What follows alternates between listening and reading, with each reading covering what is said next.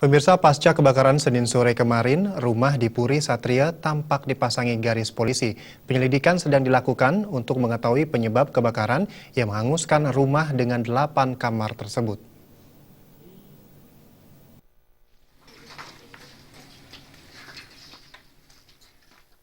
Anak Agung Ngurah Edi Arjayo mengatakan kebakaran yang terjadi kemarin sore menyebabkan kerugian yang cukup fantastis. Kerugian ditafsir mencapai lebih dari 1 miliar. Hal tersebut dikarenakan saat kejadian pihaknya tidak bisa menyelamatkan barang berharga di dalam rumah.